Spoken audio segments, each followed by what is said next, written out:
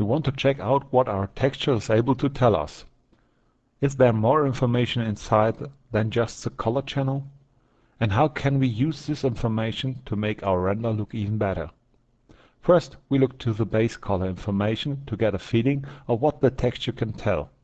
We see old used wood with some nails.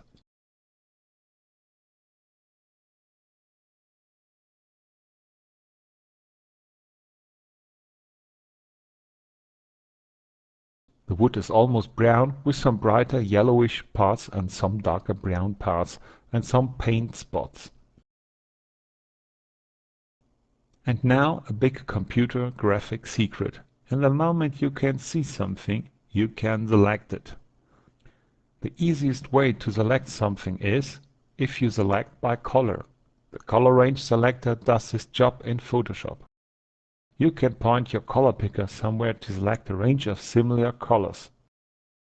I point the picker to the nails and you see that the reference picture shows me that my nails are in the selected range. I can make the range wider to receive more colors that look like my pre-selected one. After pressing OK, I have a different view of my selection.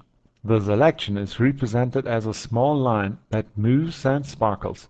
It looks ugly, but it is a good way to show the user what is selected and not.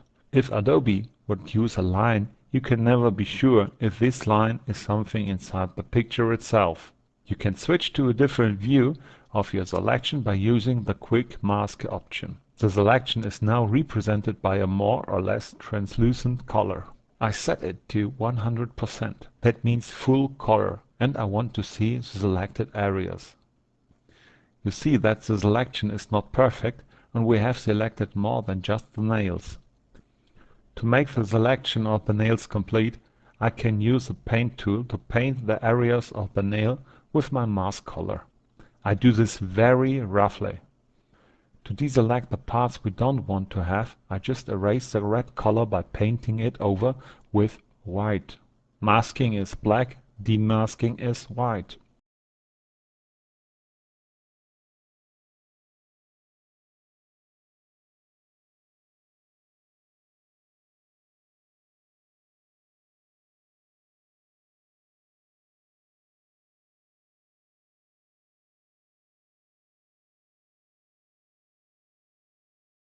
Now I will turn the mask into a layer. Therefore I switch back to the other view called Standard. I check the layer to be sure that I have the right source layer selected. Now I do a copy-paste to have a new layer out of my mask.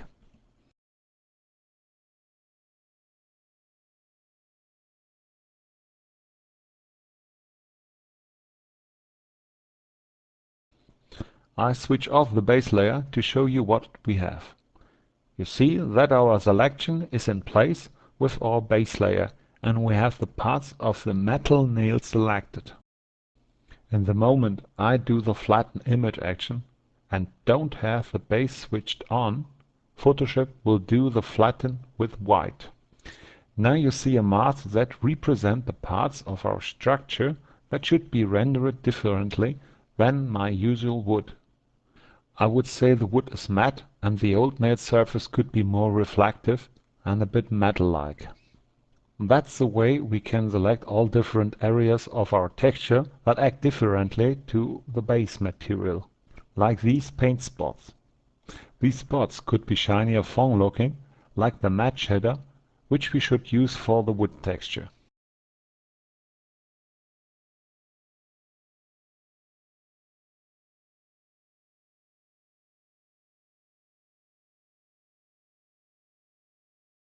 And of course all the rust parts have different material attributes in comparison to our wood. More difficult is it to select the parts where the material is only different in the way it reflects the environment and the amount and kind of specularity. There is no way to do it like the formerly explained color range selection way, because we would need to change the environment to make a calculation of what is different and under what kind of conditions it is different. But there is always the possibility to make your own mask like you would like to have it. Just paint inside an empty quick mask an area where you would like to change the material look in your desired way. I do this here that way and add a blur to prevent hard edges.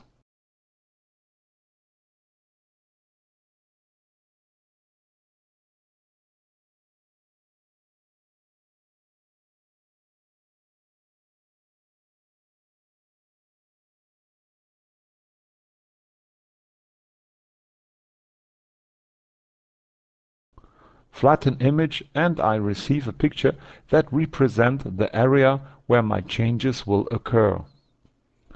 Inspecting a real material and select the parts which are different to the normal part is the way you have to go to simulate materials.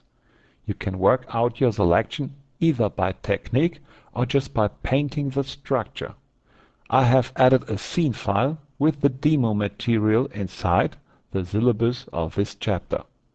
Look how my texture interacts with the environment.